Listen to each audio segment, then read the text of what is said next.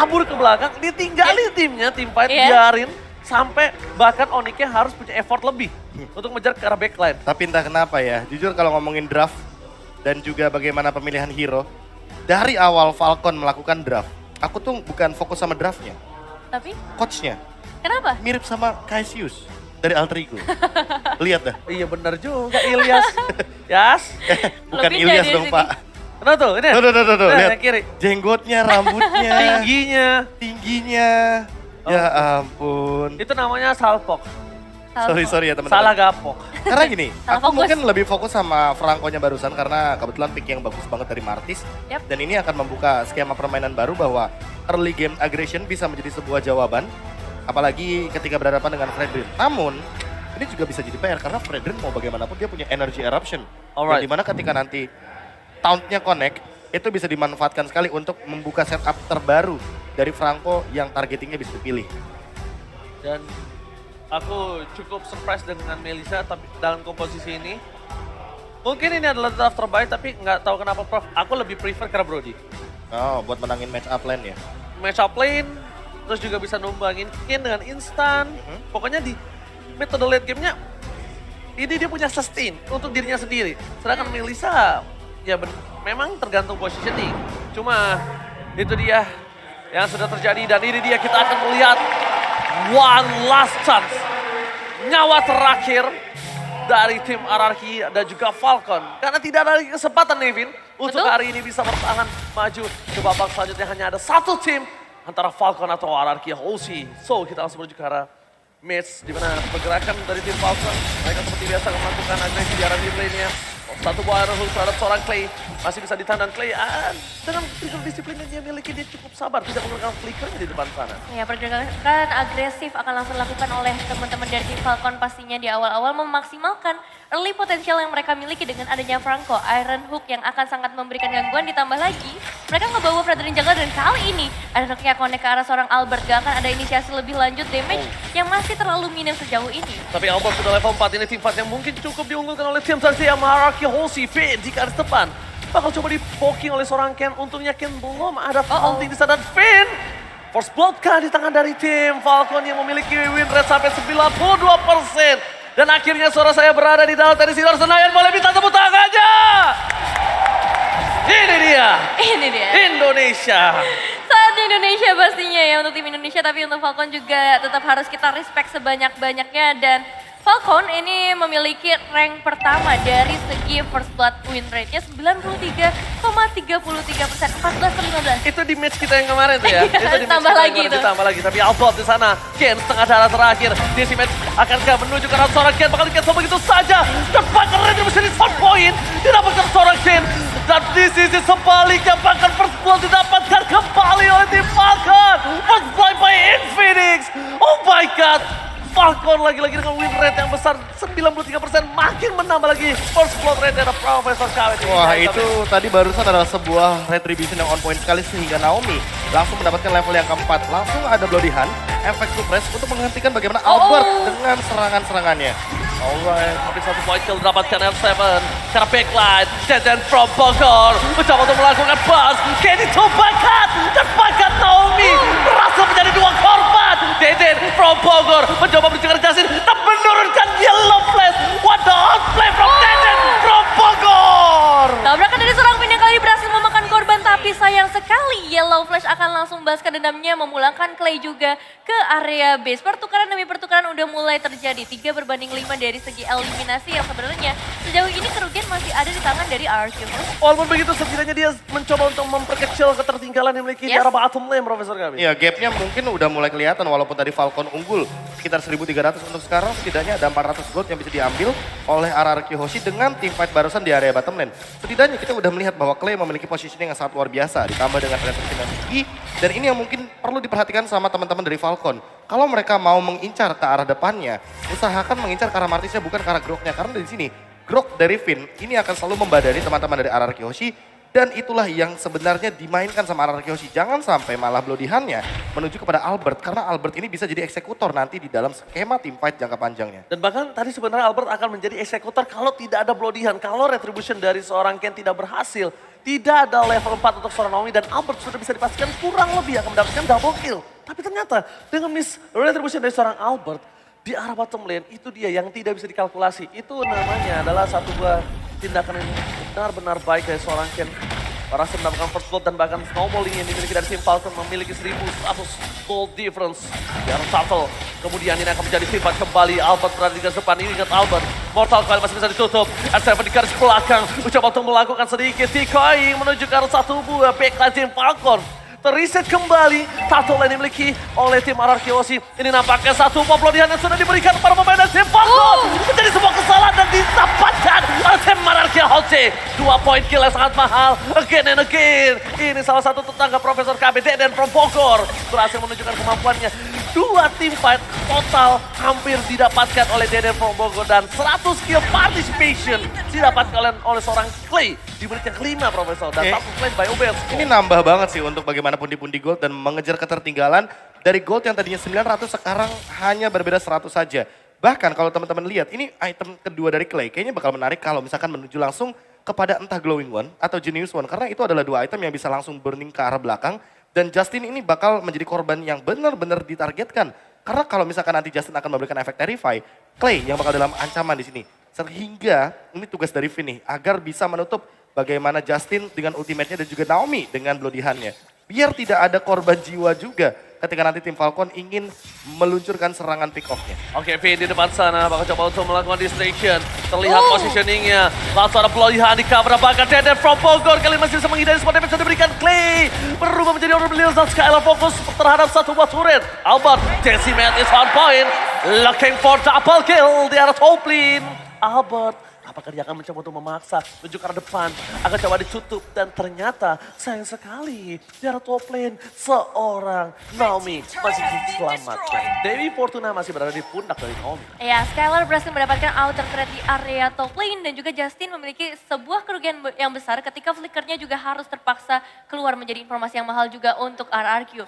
Kalau kita melihat saat ini, ini udah mulai diungguli oleh teman dari RRQ, tapi tetap dalam beberapa momen kali ini tetap harus mereka selamatkan terlebih dahulu. Udah mulai berjanji dari seorang R7-nya mencoba untuk mengincar ke area seorang Yellow Flash, tapi balik lagi kalau kita ngomongin ke arah XP lane, ini bakal jadi fight yang cukup lama, pertukaran damage demi damage saja yang terjadi dan belum ada pertukaran objektif lain. Tapi ini satu posisi yang sama, R7 dan juga Yellow Flash sama-sama mengincar ke arah backline, sama-sama untuk menghancurkan pertahanan dari tim RRQ dan Falcon dari sisi belakangnya, bukan untuk bermain front to back. Karena mereka benar-benar harus mengincar core satu sama lain. Dan posisi yang dimiliki dari tim Falcon ini juga sangat untung dengan ada Valentina yang bukan merupakan satu mid laner fixed position. Jadi nggak bisa langsung ditargeting oleh R7, tapi all in terhadap seorang Finn akan menjadi sebuah jawaban untuk tim Falcon melakukan all in terhadap turtle yang akan mereka miliki. Skylar meresponin semua itu. Dan Albert versus everybody in there. Dan retribution from Albert. Berhasil mendapatkan satu poin tambahan. Decimate belum dikeluarkan. Masih coba untuk menang begitu saja. Deden from Bogor. Masih coba dikejar oleh seorang Ken dan bahkan tidak ada order brilliant. Shutdown didapatkan. Para pemain dari tim Falcon. Mereka berhasil mendapatkan 2 pemain dan 3 dari tim RRQ. Ini bukan hal yang baik untuk RRQ karena setelah mereka mendapatkan turtle tapi mereka kehilangan 3 playernya, Nevin. Ya, pukulan yang cukup besar ketika 3 pemain harus hilang, bahkan outer mid turret yang akan sangat penting untuk para pemain dari RRQ Hoshi. Satu barrier dipasang di bagian depan, menghindarkan supaya tim Falcon gak bisa pergi lebih jauh lagi menuju ke bagian belakang. Dan kalau kita lihat dari tim fight yang baru saja terjadi dengan adanya Justin, ini IME-nya udah sangat amat mengerikan. 5 eliminasi ditambah 4 assist yang udah didapatkan 100% team fight participation dari seorang Justin. Iya, tinggal mainin posisi aja sih, Justin versus Clay. Karena mau bagaimanapun Justin nanti bakal memiliki satu ultimate mungkin ke arah wall charge agar nanti bisa langsung offensive. Tapi Clay... Oh my god, Legend from Bogor berhasil diselamatkan oleh Vivi. Dan sedangkan di arah bottom lane, mereka masih bisa selamat mundur ke arah belakang. Albert memberikan sedikit position dari tim Falcon terbuka dengan sangat bebas. 4 versus 4, tapi dalam keuntungan 1.600 gold ini bukan hal yang baik untuk RRQ. Mereka harus mengamankan objektifnya dulu. Mereka harus dorong leading phase-nya dulu. Karena Zipax dari tadi walaupun dia ditumbangkan sekali, ini berbanding kembali dengan Skylar yang benar-benar sulit untuk melakukan farming R7. R7 memilih harus mundur. Ini bukan hal yang baik kalau dia ditumbangkan dengan posisi.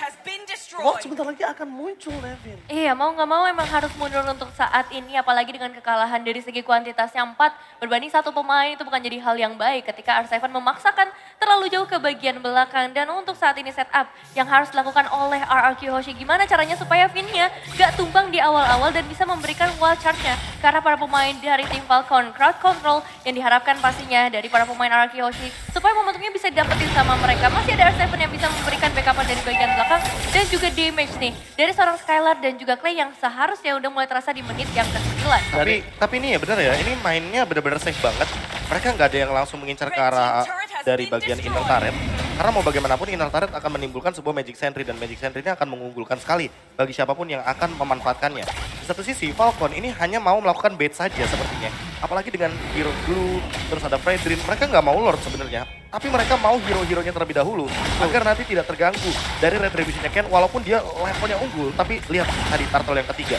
Ini benar-benar diamankan sama Albert walaupun level Albert under banget. Oh my god, ada menekan pelihan. Biar big liner 7 memaksa seorang Zipos menggunakan blinker dari free hit from Skylar. Berhasil mendapatkan satu poin didapatkan tapi satu ditukar dengan 2. Ini bukan hal yang baik. Memilih untuk mundur. Permainan dari tim Falcon. Mereka lagi-lagi memaksa team fight. Tidak ada lagi posisi dari seorang Albert yang akan dilepaskan dari seorang Justin. Zipos, no flicker. R7 berhasil memakan dengan sangat indah di arah backline. Clay gak punya damage cukup untuk menemukan yellow flash too strong. R7, Albert dan Clay berhasil mempospon para pemain dari Falcon atas satu buah ward yang bisa mereka dapatkan. Iya, kalau kita lihat fight antara Clay dan juga Yellow Flash emang menjadi salah satu hal yang hampir mustahil ya untuk bisa menumbangkan ke arah Yellow Flash. Tapi buying time yang didapatkan ketika Clay-nya mencoba untuk memancing dan menghindarkan grab-grab dari seorang Yellow Flash itu cukup banget supaya dari Albertnya bisa ngedapati satu pemain bahkan dari ke arah Justin dan juga beberapa pemain lainnya. Tapi untuk saat ini Lordnya nggak akan diambil terlebih dahulu, dibiarkan terlebih dahulu sampai nanti semua pemain udah mulai reset dan manajemen wave-nya udah mulai dilakukan oleh kedua tim. Posisi dari seorang Naomi belum terlihat. Para pemain dari tim Falcon mereka akan coba regroup dan mereka harus cari di mana keberadaan dari seorang Zipos yang tidak memiliki flicker dan sangat-sangat bisa ditumbang oleh seorang L7 dari backline. Bukan hanya itu aja, mereka harus respect dengan Iron Hook yang memiliki dari seorang Naomi. Mereka juga tidak boleh kelepasan dengan posisi dari Zipox untuk mendapatkan satu buah Lord yang cukup mahal. Kenapa gue bilang cukup mahal? Mungkin Lord ini Lord unggul, tapi laning phase-nya kali ini mereka sama. Sama-sama mendapatkan 3 turret. Goldnya tapi dipegang oleh tim RRQ, Profesor KB. Ya, tapi kalau misalkan melihat dari skema pertandingan yang sebelumnya, Skylar dan Clay harus nempel bersamaan. Agar nanti ketika di pop up ya bubble-nya dari Melissa, di go away, itu setidaknya Clay tidak bisa disentuh juga oleh teman-teman dari tim Falcon. Jadi dia melindungi 2 hero sekaligus agar Clay-nya tetap bisa memberikan dealing damage seperti di team fight yang sebelumnya. Ya, dia yang di bottom lane. Yang berada di bottom lane yang dimana Skylar berhasil menyelamatkan Di Deden. sini juga, dan jangan lupakan bahwa kita tahu Naomi ini benar-benar close combat banget. Jadi harus nempel dulu. Oh, biar nanti bisa pelatihan bertahan. Fitlicker kali ini. R7 masih coba untuk bertahan. Tidak bisa terlalu lama. Tidak ada barter. Tidak ada pertukaran. Ini menjadi sebuah bahaya untuk tim RRQ Hoshi. Dia bakal mundur para pemain dari tim Falcon. Mereka memaksa tim fight. Kalau disengket. Albert masih menjadi pilihan utama bersama dengan satu buah Glock Pin. Skylar gak bisa bertahan pakat. Almost outplay. Deden from Pokeran. Oh my god. Tersisa seorang Albert di arah Purple Buff. Ini semua bencana untuk tim RRQ Hoshi. Mereka benar-benar terpresi dengan 4.000 gold different. Now lost by UBS Gold. 4 pemain harus hilang di tangan para pemain dari tim Falcon. Tapi memang kita harus akui juga inisiasi dari seorang Naomi-nya benar-benar bagus banget. Bahkan dia masih sempat untuk menangkap seorang Finn yang sedang berada di pelarian. Skylar, nice try juga ketika dia ingin memberikan pertukaran balasan. Ada beberapa effect regen juga yang sebenarnya ia miliki, Profesor. Ya ditambah untuk sekarang itemnya sih, ini udah Blade Armor dari Yellow Flash. Jadi tentu Yellow Flash akan menahan banyak sekali physical damage deal dari Skylar termasuk juga Albert. Dan di satu sisi lainnya Fredrin-nya udah ready banget dengan Radiant Armor dan juga Guardian Helmet untuk menjawab bagaimana Clay dan juga R7 di lini depan. Tapi untungnya Iron Hook-nya di-immune dengan menggunakan Mortal Coil. Almost is never enough. Lihat dia masih diberikan oleh seorang Skylar berhasil menyelesaikan dengan cepat. Tapi laning phase di 3 lane yang berbeda. Mereka terdorong secara bersamaan. Membuat RRQ Hoshi terperangkap di dalam base mereka. Dan lihat Falcon masih terbang. Melayang di udara bebas di jungle dari tim RRQ Hoshi. Bahkan Kane bakal coba dipasang. Iron Hook berhasil didapatkan. Watch charge-nya tidak berhasil di-follow oleh para pemain dari tim RRQ Hoshi. Decimate di some point. Shutdown didapatkan. Looking for double kill. 2 poin. Dan ternyata Albert harus menjadi tumbal dari 2 poin yang didapatkan oleh tim Falcon. Ya, 2 pemain harus hilang tapi kali ini R7 kayaknya nggak akan membiarkan dari tim Falcon untuk kembali ke Nasipex. Juga berhasil ditumbangkan kali ini. Masih mau lebih, masih ada seorang Masih ada mini wave juga. Jadi kesempatan besar untuk Araki Hoshi kali ini double kill. R7 dengan joy-nya begitu ganas. Naomi mungkin memang bebas kali ini. Tapi mereka dari Araki Hoshi bisa mendapatkan outer turret di area mid. Bahkan sampai menuju ke area inner turret. Pianis from RRQ, lihat R7 bermain piano di depan sana. Ting, ting, ting, ting. Dan membuat para pemain dari tim Falcon berantakan, Profesor. Wah, itu glowing one-nya benar-benar ngebantu banget agar pergerakan dari teman-teman tim Falcon tidak bebas. Dan untuk sekarang dengan R7 yang vengeance spell-nya ini akan menjadi pengganggu juga bagi Clean. Karena kita tahu sendiri Clean damage-nya tinggi, betul. Yap. Tapi pantulan damage-nya atau damage reflection-nya akan lebih tinggi juga. Sehingga di sini R7 lebih diunggulkan, apalagi kalau nanti dia sudah selesai dengan menggunakan Death Armor. Ken, di satu sisi lainnya, masih belum memiliki sebuah backup yang cukup kalau misalkan mereka team fight di jumlah yang kurang. Sehingga RRQ Hoshi harus memanfaatkan skema R7 yang tadi sudah dilakukan. Yaitu adalah menunggu teman-teman dari tim Falcon tumbang satu demi satu. Sehingga mereka bisa melakukan serangan balasan atau counter attack dengan cepat. Dan untuk sekarang, sekalipun sudah selesai dengan Berserker's Fury, Zipix tidak memiliki item defense. Dan ini adalah sebuah keunggulan bagi Melissa nantinya yang akan memiliki sebuah respect item terhadap Athena Shield. Karena mau bagaimanapun Justin, dengan satu item saja, Divine Glaive, ini sudah bisa menembus banyak sekali pertahanan dari teman-teman RRQ Hoshi dan Ken. Dia walaupun setebal ini juga nggak berani untuk membuka bagaimana map semudah mungkin, apalagi dalam keadaan late game yang sesaat lagi akan kita pijaki. Oke. Satu warlord telah muncul sama rasa Bapak Lothar Romanta bersama dengan Watcher berhasil mendapatkan seorang Justin. Outer Brilliant Safety. Tapi lihat di posisi belakang sana Ploidian membuat saya memperhati pergerakannya. Fokus sekarang Justin bersama dengan seorang Simpang. Free hit Scalar. Kill spree masih didapatkan tapi shutdown. Membuat para pemain dari tim Falcon menghentikan persaingan dari seorang M7. Kid. Tim Falcon kehilangan power retribution-nya. Mencoba dipukul mundur oleh seorang Skylar dan juga Nomi. Inilah kesempatan untuk RRQ berhasil mendapatkan Lord dengan free. 4 versus 3. Cuma ini kesempatan yang mereka bisa dapatkan sekarang untuk mematahkan snowballing dari tim Falcon. Ya, tanpa adanya Ken ini bakal jadi kesempatan yang besar, tapi tarikan dari seorang Naomi-nya berhasil mendapatkan seorang Skylar. Tidak semudah itu pastinya untuk bisa menemukan seorang Melissa dengan efek dash-nya, dan Clay yang berhasil mendapatkan ke arah Lord-nya. Sayangnya Pin harus memuncahkan Immortal-nya, nggak jadi masalah besar dan harus dikorbankan. Oke, satu pemain ditukar dengan adanya Lord dan Yellow Flash. Nampaknya masih mau lebih, tapi apakah ini bakal menjadi bumerang? Oh, masih ada Flicker untuk menyelamatkan Yellow Flash. Dan Immortal juga sih lebih tepatnya agar mungkin masih bisa survive. Namun di satu sisi kita melihat bagaimana strugglingnya untuk tim fight dari RRQ Hoshi ketika mereka tidak ada kehadiran dari Skylar. Jadi mau nggak mau ini mengandalkan sekali Skylar dan juga Finn untuk inisiasinya. Dan sebisa mungkin kalau bisa ini Naomi jangan dibiarkan untuk melakukan Bloody Hand atau Iron Hook kepada Skylar. Apalagi dalam keadaan nanti mereka mencoba untuk menggerogoti high ground dari tim Falcon. Karena mau bagaimanapun damage-nya tetap cukup. Justin tetap punya magical damage yang tinggi karena dia punya Divine Glaive. Dan bahkan kalau bisa dibilang Skylar harus hilang dari map dimanapun dia berada. Jangan sampai terperangkap. Mundur ke arah backline. BS turret akan ada enhance dari Lord yang menuju ke arah satu bomb yang dari tim Falcon. Instant pick off tidak bisa didapatkan. Instant base turret juga tidak bisa didapatkan. Para pemain dari tim Falcon, mereka memiliki power yang sangat besar dengan adanya Clean dan juga Justin dengan Valentinanya untuk melakukan clear minion. Di mid lane, para pemain dari tim RRQ Hoshi mencoba untuk melakukan all in. Iron Hook gak berhasil. Skylar telah membuka bodyguard-nya di depan sana. Mencoba untuk mendapatkan base turret yang nampaknya masih belum cukup digedor oleh tim RRQ Hoshi. Tapi Dennis Hindor boleh minta semangatnya. Itu dia.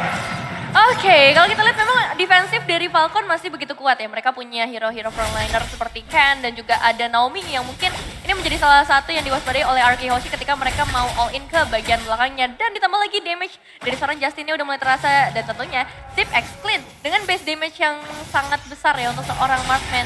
Ini bisa banget untuk memberikan efek instant kill ke arah para pemain dari RRQ Hoshi, dan tabrakan dari seorang Vino mulai dilakukan. Karena harus tumbang dalam sejam saja, dan Yellow Flash akan coba untuk mengacak-acak di bagian belakangnya terlebih dahulu, bisa digagalkan oleh para pemain dari RRQ dengan adanya seorang Clay dan satu pemain yang sangat dibutuhkan oleh Falcon tumbang di tangan RRQ Hoshi. Ini udah mahal banget apa yang didapatkan, tapi lihat ada inisiator yang didapatkan oleh seorang R7. Tidak ada satu wall charge, mereka lebih fokus menuju ke arah base turretnya, mencoba untuk memaksimalkan keuntungan yang mereka dapatkan. Tidak adanya jungler, tidak adanya frontliner. Ken tidak bisa menyelamatkan tim Falcon atas base turretnya.